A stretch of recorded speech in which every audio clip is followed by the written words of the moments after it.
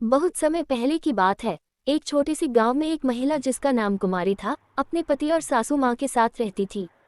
कुमारी बहुत ही दयालु और समझदार लड़की थी, लेकिन उसकी सासू माँ राजमती काफी कड़ी और कठोर स्वभाव की थी।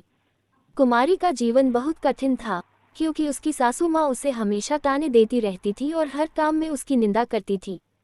कुमारी का मन बहुत उदास रहता था, लेकिन फिर भी वह हर परिस्थिति में अपने सास ससुर की सेवा करती थी। एक दिन कुमारी जंगल से लकड़ियां इकट्ठा करने गई थी और वहां उसकी मुलाकात एक महिला से हुई। वह महिला बहुत अजीब सी लग रही थी और कुमारी ने देखा कि उसका चेहरा थोड़ा अजीब था, जैसे कुछ छुपा हुआ हो। महिला ने कुमारी से कहा, तुम्हारे चेहरे पर उदासी छिपी है, क्या तुम मुझसे अपनी समस्या साझा करना चाहोगी? कुमारी को किसी ने कभी इतनी सहानुभूति से नहीं पूछा था, इसलिए वह उस महिला के पास बैठ गई और अपनी सारी परेशानियां उसे बता दी। महिला ने कुमारी को एक खास ताबीज दिया और कहा, ये ताबीज तुम्हें वह शक्ति देगा जिसे तुम चाहो, लेकिन इसे अपनी सासू माँ के खिलाफ इस्तेमाल मत करना। कुमारी ने ताबीज को अपनी चोटी में बांध लिया और सोचा कि यह उसकी मदद करेगा। अगले कुछ दिनों में कुमारी की सासू माँ राजमती ने कुमारी के लिए और भी कठोर काम देना शुरू कर दिया। लेकिन कुमारी ने ताबीज का इस्तेमाल नहीं किया, क्योंकि वह जानती थी कि यह एक जादुई चीज है और उसका गलत उपयोग नहीं करना चाहिए। हालांकि उसकी सासू माँ की क्रूरता बढ़ती जा रही थी। एक रात कुमारी के पति देवेंद्र अपने दोस्तों के साथ बाहर गया था और कुमारी अकेली घर में थी। उसी समय कुमारी की सासू माँ राजमती अपने असली रूप में सामने आई। वह एक चुड़ैल थी और कुमारी को डराने के लिए उस रूप में आ गई थी। कुमारी ने देखा कि उसकी सासू माँ ने उसे धमकी दी, तुम अगर मेरी बात नहीं मानोगी तो मैं तुम्हारा जीना हराम कर दूंगी।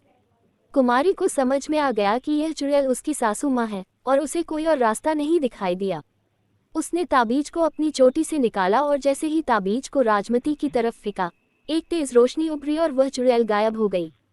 कुमारी ने राहत की सांस ली, लेकिन उसने ये कभी नहीं बताया कि वह महिला जो उसे ताबीज देने आई थी, वह असल में एक जादूगरनी थी। जब देवेंद्र घर लौटे, कुमारी ने उसे सब कुछ बताया। देवेंद्र को भी ये सुनकर बहुत हैरानी हुई और उसने अपनी माँ से ये सब पूछा।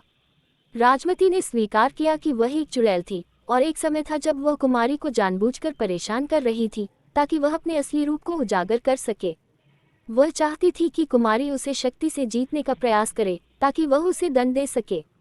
लेकिन कुमारी ने अपनी समझदारी से इसे नकारा और जादू का इस्तेमाल केवल सही समय पर किया।